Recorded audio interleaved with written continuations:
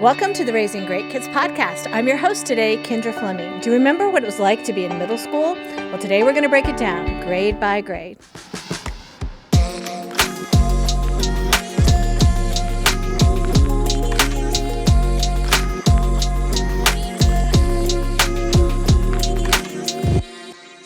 Today we're talking about middle schoolers, the stress and the fun of that stage of life. We've all been there, right? We know that that stage of life is full of changes. They're navigating all kinds of transition. And I'm so excited today to have my friend and special guest, Britt Kitchen, the Director of Students at North Point Ministries. Britt has been here with us for over 20 years. He leads all of the staff, both middle school and high school staff, as well as works closely with everything we teach our students from middle school to high school. Britt, I am so excited that you're here. Tell us about you and your family and what you do.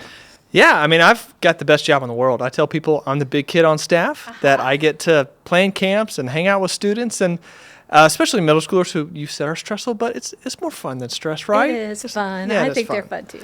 And I've got middle schooler myself. I'm a father of three, and my wife Natalie works here as well. And so, yeah, my whole life has been about student ministry, and I love it. I love being around transit and inside out and being a part of those environments. And I'm excited to be here today talking about middle schoolers and trying to help our parents understand this fun, a little frantic, but fun stage of life. Yeah.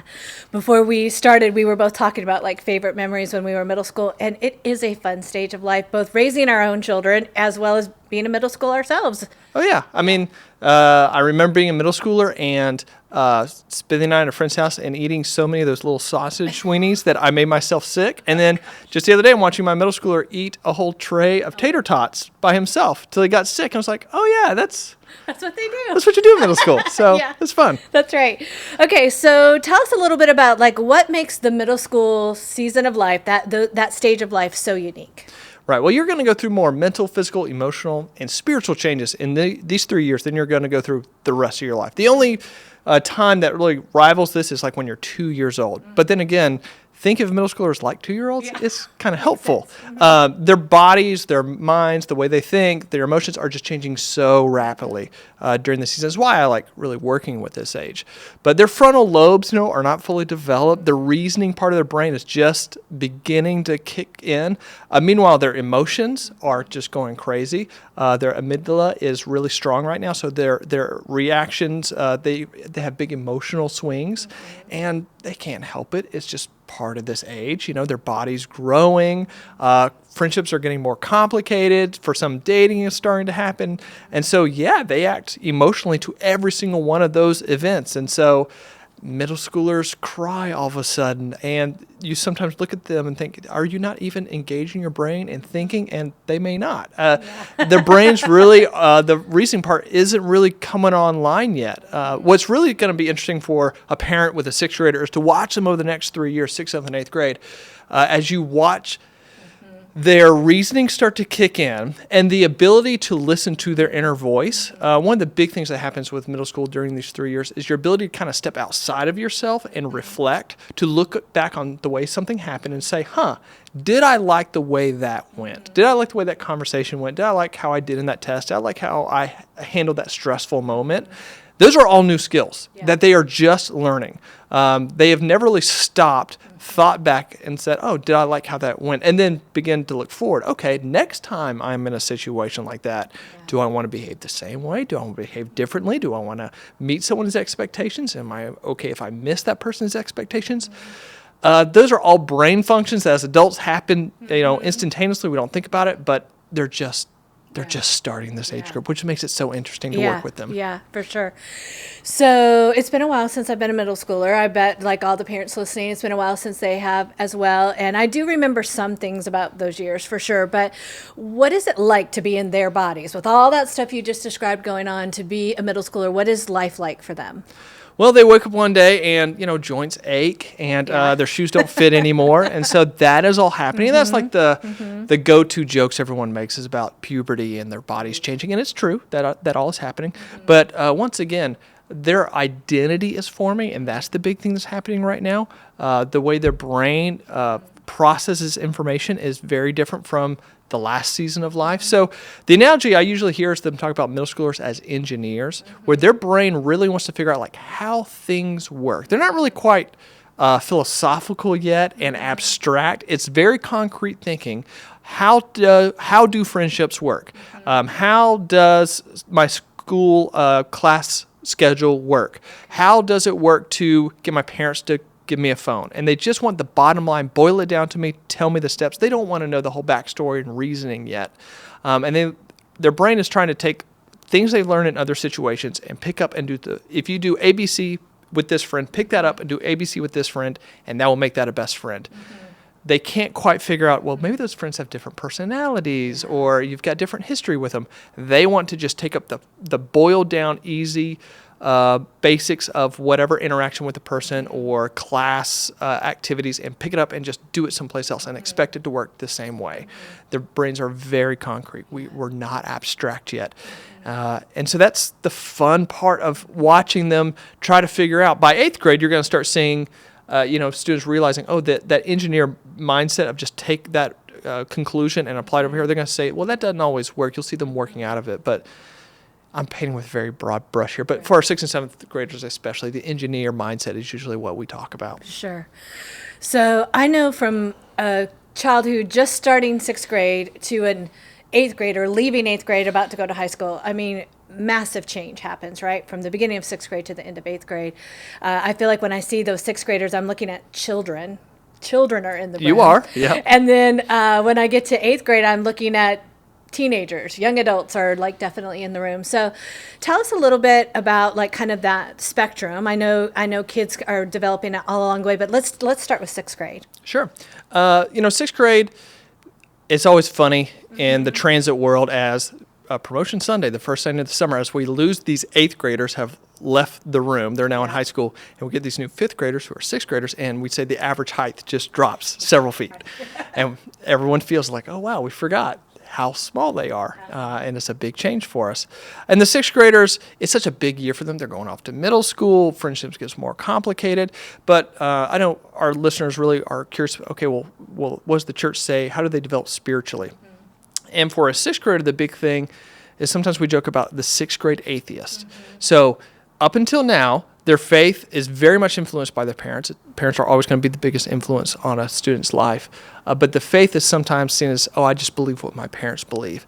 And elementary faith, as you know, can sometimes get boiled down to simple things like God is good all the time. Yeah. And if you love him, good things happen to you. I'm not saying that's what we teach, but I'm saying that's how a child may boil it down. Well, you come into 6th grade, and now in 6th grade, you might pay attention to the news. Things are brought up in school, current events, and you start realizing, wait a minute, sometimes good people get hurt. Sometimes bad people get ahead in life.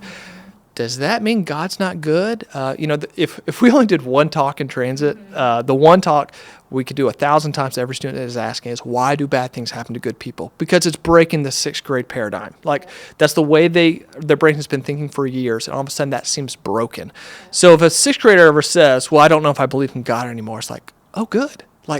That means you're thinking about it. That means you're processing it. That means your faith is developing. That means that you're questioning in a healthy way what maybe you've been taught up till now, and you're on that process of making your faith your own, which is a tagline we throw around in transit, that students need to make their faith their own. And usually that happens in 6th grade as they start looking around going, oh, the world's kind of broken. Oh, not everything works the way I think it should. And that's actually a really helpful conversation for a 6th grader. So if I'm a parent and I feel like I've spent these early years trying to lay a strong foundation and teach them my values and all these things, should I panic when this happens, or what can I do to help them come through it on the other side, healthy, strong? Yeah, the biggest tip for 6th grade parents, I say, is to tell them stories about you growing up. Okay. Middle schoolers are, especially 6th grade, are scared to go off to middle school. They're scared that they're going to make mistakes. They're scared that they're not good enough. They're not sure who they are. So they put a lot of pressure on themselves to perform, a lot of pressure on themselves to have perfect friendships. And they need to hear stories from a trusted adult, from their small group leader, from a coach, from a parent, saying, hey, here's some stories of me growing up where I didn't get it right. And they need to know you can make mistakes and still come out okay. For a 6th grader to know, I had questions when I was your age about God, about my friendship, and look, I'm okay. It works out on the other side. It's helpful for a parent to say, I said to my middle schooler the other day, I had a project for work and I didn't get it done on time, so I had to email my boss and say it would be a day or two late. And my son said, "Did you get fired?" It's like, no, that's not how life works. Yeah. But that's the way he thinks life works, is that you make one mistake, you're out. Or to let them know over the dinner table, me and my best friend, this other dad, we were disagreeing about how to coach the team. And so, we hung up the phone angry with each other and like, so you're not friends anymore? Well, no, it all works out in the end.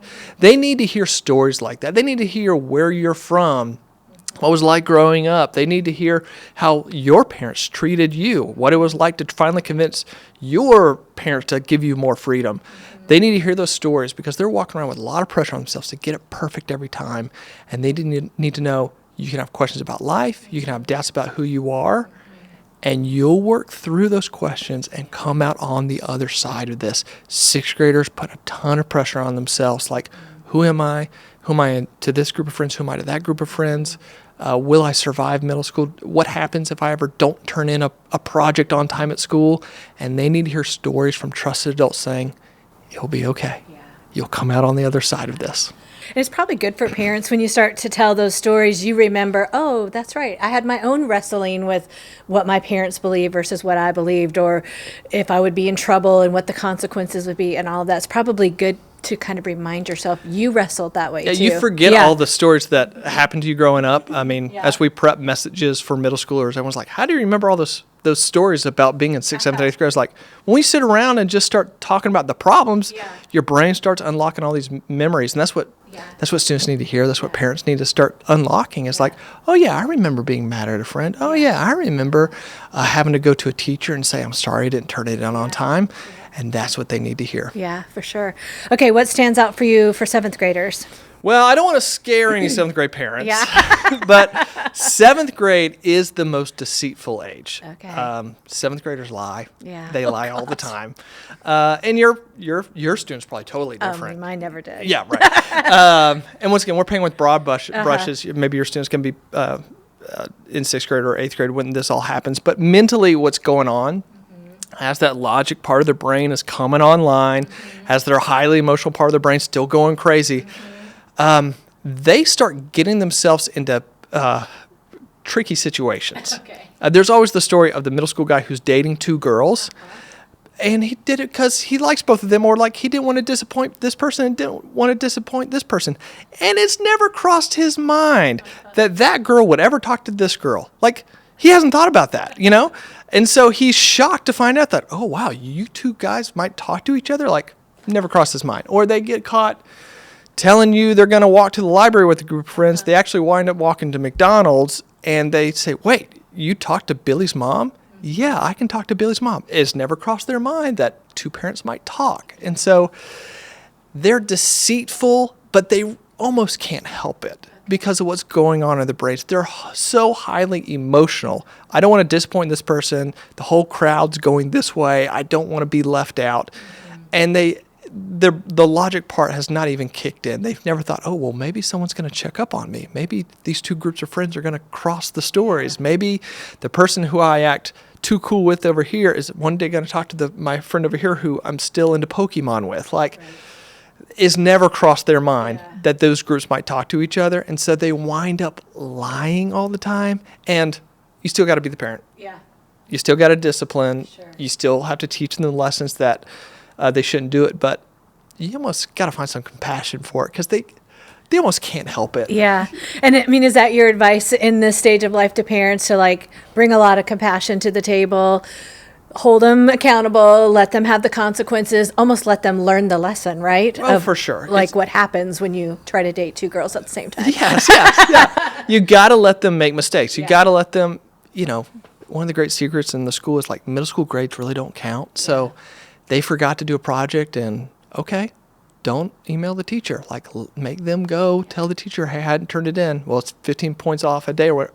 Yeah.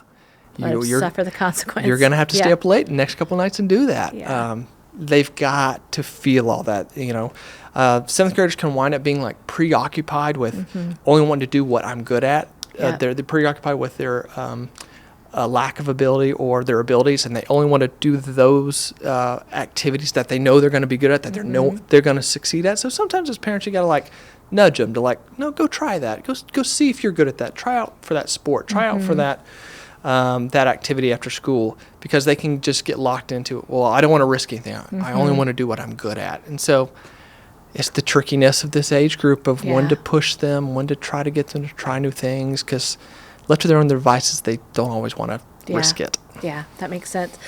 Okay, so 8th grade, everything gets perfect in 8th grade? Yeah, or like what happens at done. 8th grade? Yeah. It's all good? Yeah, okay. Well, in 8th grade, so the frontal lobe's starting to work for the first time. They're starting to be able to reason a little bit. They can actually start to integrate reason and emotion at the same time, which is what we do as adults. Like, oh, if I do that choice, I might let that person down, but I know that we've got enough history as friends that it will be okay. So then the pressure of friends kind of starts dying down a little bit in 8th grade, because they're starting to understand, no, I got enough history with Charlie. Like, we'll still be friends after this. So that starts to really calm down. What I talked about earlier, the ability to like look back on a situation. Did I like how that went? Would I act that way again? That's all starting to happen. High school is marked a lot of times by the ability to be a philosopher and like abstractly think about future events. Some 8th graders, you will start to see those skills starting to come online, and they can already go down the road of like, well, if I went out for football and made the team, that means I couldn't do swimming on Tuesdays, so I'd have to choose between those. Like, before they're even stuck in that jam, they're starting to anticipate those. But they're fretting about going to high school. That's real worrisome. Almost the same stuff we talked about with 5th grade. It happens again in 8th grade. They're excited about going to high school. They want more freedom, but at the same time, sometimes you'll see groups of friends like get super cliquey in 8th grade and super protective of one another, or maybe they'll find like one best friend and lock arms with him, and it's us forever. And that's driven by the fear of the unknown of what's coming next with high school. So, but 8th grade, you start to see them coming out of this tricky time of highly emotional, starting to calm down a little bit, and they're able to start reasoning, and they're able to start having more and more adult conversations. Yeah, that's great. So let's take a topic and like highlight that topic in 6th, 7th, and 8th grade. So let's take the topic of sex, which we talk about every year. Is a big topic for middle schoolers. So like walk us through what a typical you would be seeing in the 6th grade years versus the 7th grade versus 8th grade. Yeah, once again, we're going to paint with a broad brush. Your student might be more mature than others. Personality might be different, but we're going to talk about sex in transit every year. Spring semester, we're going to do 3 or 4 weeks, talk about God's perspective on sex and dating and boundaries. And so we laugh sometimes with our small group leaders who are now walking through, or these volunteers who are walking with a group of students, and we'll tell them, okay, 6th grade. The 6th grade conversations are all going to be about logistics of sex. They finally have a safe place with a trusted adult to ask. The boys always ask, now where are my ovaries? Like, they just are curious and don't know. And so that's all we're going to talk about in 6th grade, but that's appropriate for that age group. 7th grade, you start seeing the small groups really talk about, okay, dating or liking someone, and what do I do if I think someone's cute? And so they're really great, innocent conversations about what would it look like to date, and how would I meet up with someone? And so that's usually the conversation of 7th grade. But in 8th grade, by spring semester, we're moving towards high school in that philosophical mindset. All their questions are about extreme theoretical situations. If God's made has a perfect soulmate for me, but that soulmate dies before I meet him, does that mean God will give me another perfect they're out there situations, but that's their brain starting to kick in and look down the road. And so, from straight up logistical conversations about the subject to, okay, let me start thinking about what it'd be like to tell someone that I like them, to finally out there philosophical abstract conversations. That's a good little test case of what does middle school look like with each year. Yeah, that's a great picture. So you've done a really good job reminding us that our kids are all unique. So they're going to be at different places. I mean, these are approximations, kind of what you can expect, but some will be more mature, some less. But you said to me yesterday something about that we need to embrace and allow our kids to progress through these stages, because if they don't, what happens? Like, kind of talk to us about that for a second. Right. So, the brain is going through this pruning process throughout middle school, where they're trying to work on their sense of self, their identity. And so they're going to have all kinds of different interests. And so you watch middle schoolers like be totally into lacrosse for 3 weeks. And then now they want to play guitar for 2 months. And now they want to learn how to dance. And as a outsider watching, they're like, why are they bouncing from thing to thing, activity to activity? But it's their brain trying on different interests, working on the sense of self. And so they're going to be totally into guitar for a couple months and then realize, no, carrying around a guitar and practicing, I didn't like that. And the way people look at me as a guitar person, that's not for me. And the brain literally just kills off those interests and those connections. And then they go to the next thing, and it's dance. It's all about dance. And then it's going to be football. And so it's curious sometimes to watch a middle schooler maybe write down like, how did they dress for this season? Then they want a whole new wardrobe. But their brain's pruning connections and trying to figure out what is true about me, what is not true about me. And the way we kind of like to close out the 8th grade year with these middle school small groups is have the parents sit down and write a letter of encouragement to their student, a letter of affirmation. Affirmation is a big word for this age group because it is completely appropriate and good and fun to be in middle school and be working on who you are and trying out these different interests. However, it's much more risky to send a student into high school still in that developmental phase of, I'm not sure who I am, and I got to try on all these different interests.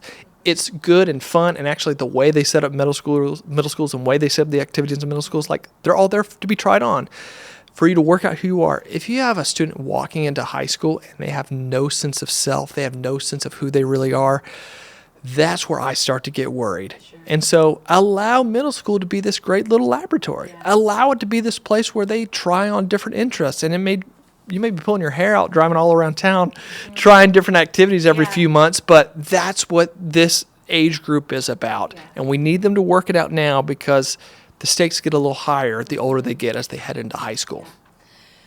Okay, so in the middle school years, if we're not careful, we can be like, ooh, I don't know what to do. But instead, our kids need us more than ever, right? In these middle school years, they need us to lean in. They need us to spend time, to listen. If you were giving parents advice on like, here are practical things your kid needs you to do, what would you tell them? Right. So for a middle schooler early on, 6th grade, is tell them stories, allow them to lower their expectation to be perfect in all things and know that it's okay to fail.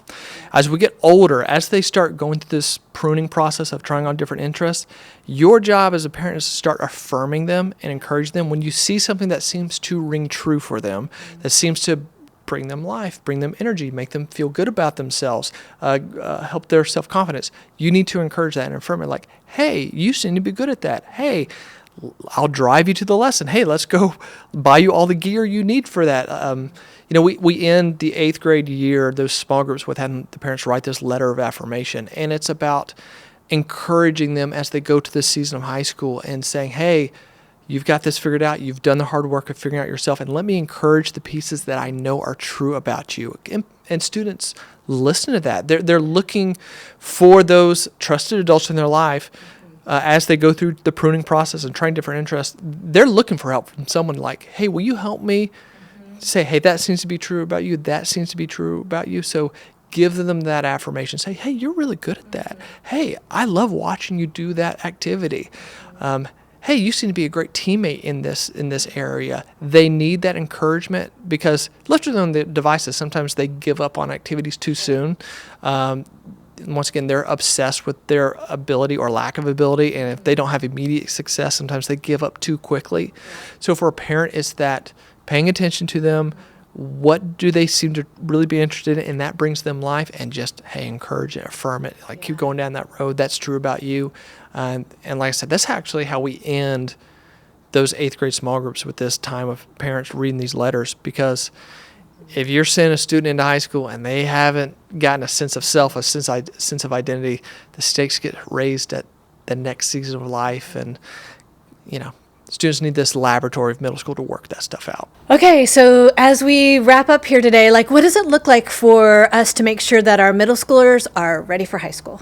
Middle school's been this laboratory figuring out who they are, and you've got to just affirm that journey. And it's not, hey, everything you do is good, but everything you're going through is healthy, whether that is friendship stress or even disagreements between you and your student, saying, hey, all that's healthy, all that's normal. I mean, parents, that needs to be your first word out of your mouth to your middle schoolers, like, what you're going through is normal. Yeah. Like, this happened to me too. Like, even if you can't truly identify, you say, oh yeah, I felt something like that as well, to help normalize emotions for them.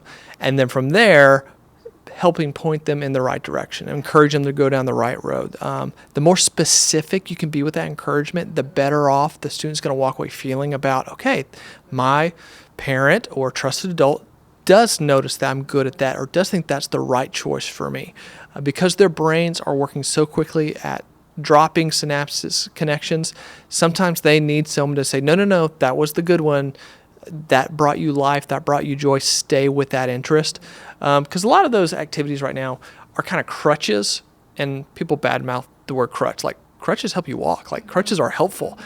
Finding your sense of identity, finding out who you really are, is a really tough process that will take your whole life. So for this little season, the little boost, the little catalyst of, hey, I'm who I am, and I found that through dance, or I found that through acting, or I found that through playing lacrosse, like, it's really kind of a good, helpful boost, a crutch to them figuring out who they are right now. Now, later as you get into high school, if their sense of identity hasn't evolved beyond, oh, I'm just a baseball player, then we got another set of challenges to work through.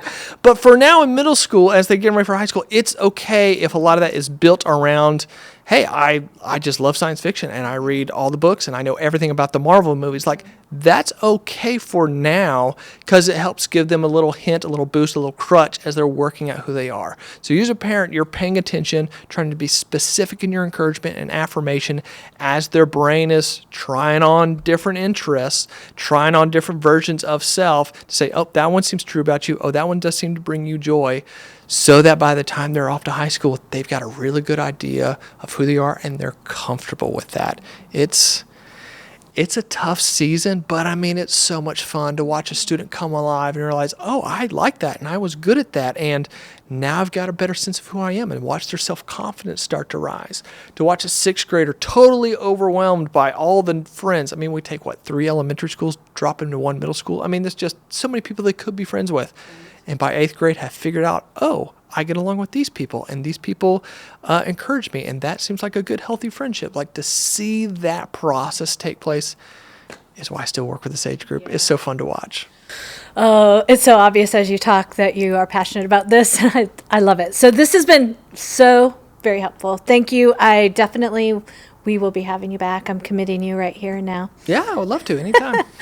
Parents, a lot of people are afraid of middle schoolers, which is terrible, because actually middle schoolers are really fun. And you have the potential to create a lot of awesome memories with your child, and to create a really strong bond with your child. And I promise you, you are not going to regret one moment of navigating these days and connecting more closely with your middle schooler. It will set you up for a close relationship for the rest of their life. Thank you so much for being with us today, and we'll see you soon.